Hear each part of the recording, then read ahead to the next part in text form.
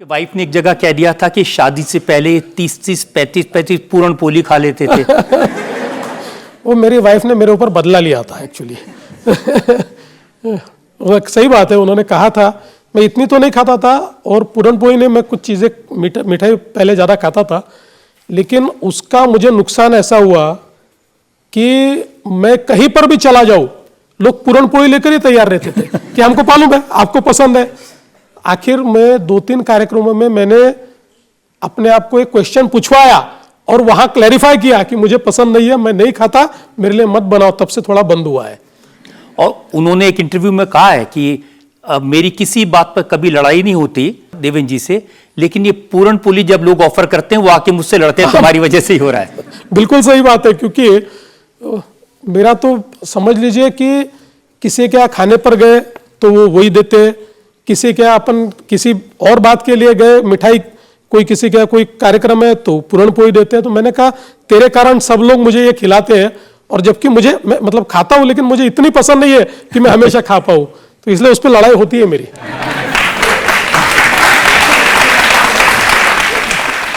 एक सवाल और ले सकते हैं?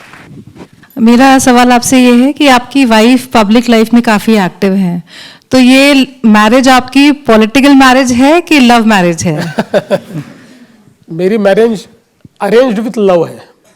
ये अरेंज मैरिज है, लेकिन मेरी जब शादी हुई तो मतलब जिस समय मैंने ये तय किया तो मैंने अमृता का फोटो देखा, मैरिज ब्यूरो से 3-4 फोटो मेरी माँ ने लाई थी, फोटो देखा, उसका नंबर लिया, सीधा उसको फ़ोन किया, मिलने बुलाया।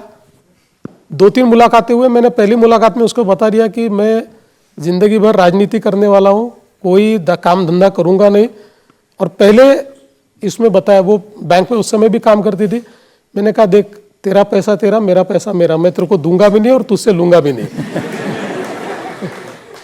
तो अपने लाइफ कर, मैं अपनी लाइफ चलाऊंगा। तो दोनों का हमारा एग्रीमेंट हुआ 3-4 मुलाकातों में।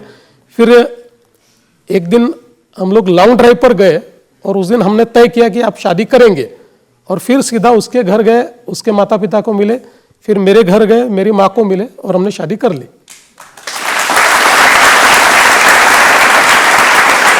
लेकिन ये भी सही है कि शादी वाले दिन आप टाइम पर पहुंच गए थे और वो गायब थे। ये बिल्कुल सही है। मैं समय पर आया था और उसको आने को टाइम लगा, और ऐसा हुआ कि उसके पिताजी ने फोन करके बताया कि इसको और थोड़ा टाइम लग रहा है, तो आप बारातियों को नाचने लगाओ। तो बेचारे हमारे बाराती नाचते नाचते थक गए, तब जाकर वो पहुंची। लेकिन वो राजनीति में नहीं है, लेकिन राजनीति पर कमेंट जरूर करती रहती हैं।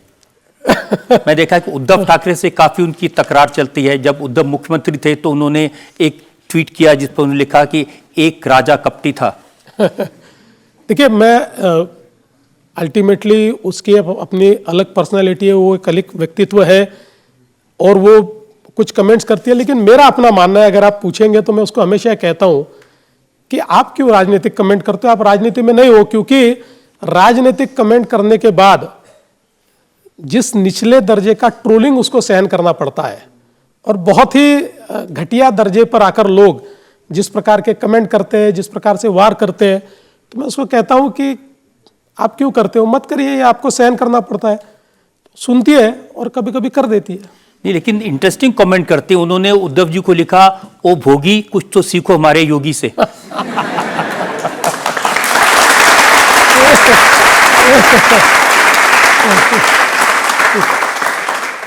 नहीं, वो इंटरेस्टिंग तो होते हैं, लेकिन वो मेरे लिए ट्रबलसम भी होते हैं। और कभी कभी वो वीडियो बनाते हैं, उस पर पॉलिटिकल कंट्रोवर्सी भी होती है। एक वीडियो था जिसमें आप भी थे, जिसमें पुलिस कमिश्नर थे, सिविल कमिश्नर थे, तो कहा कि ये मिसयूज कर रहे हैं पूरी पोजीशन का। नहीं, वो एक्चुअली एक रिवर एंथम तैयार किया था, नदी को बचाने के लिए एक बड़ी कैंपेन हुई थी और उसका रिवर एंथम तैयार हुआ था। और उसमें ट्रोलिंग इसलिए हुआ, वो सब लोग थे इसलिए ट्रोलिंग नहीं हुआ। उसमें जिसने वो रिवर एंथम तैयार किया था, तो उसमें मूल रूप से हम सारे लोग एक साथ मिलकर और वो गा रहे थे एंथम, और कुछ इशारे विशारे हाथ वाथ कर रहे थे। अब वो कैमरामैन को क्या लगा मुझे पता नहीं, उसको लगा मैं ही हीरो हूँ, इसलिए उसने वो मेरा सेपरेट वीडियो उसमें डाला और वो इतना फनी वीडियो है, मतलब आप मत दिखाना किसी को, मैं भी देखना नहीं चाहता हूँ। वो इतना फनी वीडियो बना, उस पर इतने मीम्स बने, मैं तो मतलब हैरान हो गया, इतने मीम्स उसके ऊपर बने। तब मेरे ध्यान में आया कि अपना काम नहीं है, अपन ने शांति के साथ बैठना चाहिए। तो काफी ट्रोलिंग उस समय हुआ था, ये बात सही है। सर, आपकी वाइफ सिंगर है, वो आपके लिए क्या गाती हैं? देखिए, हमारा तो पहले से तय एक दूसरे के लिए कुछ करना नहीं है, तो इसलिए हम लोग खुश है। लेकिन सिंगिंग उसका पैशन है, बट वो अभी भी, शी इज़ अ बैंकर, अभी भी बैंक में काम करती है, लेकिन सिंगिंग बहुत उसका पैशन है। वो अभी भी गाती है, भले ही गाना न गाए तब भी रियाज करती है, और मतलब बीच बीच में कोई एक आधा गाना तैयार करती है, गाना कंपोज भी करती है। तो मुझे लगता है कि वो पैशन है, इसलिए वो करती है उसको। कभी आप भी सुनाते हैं कुछ उनको? देखिए, आप भी शादीशुदा है, कोई अपनी वाइफ को सुना पाया है? आप डी रजत शर्मा होंगे और मैं देवेंद्र फडणवीस मुख्यमंत्री होऊंगा, तो भी घर में वाइफ की सुननी पड़ती है।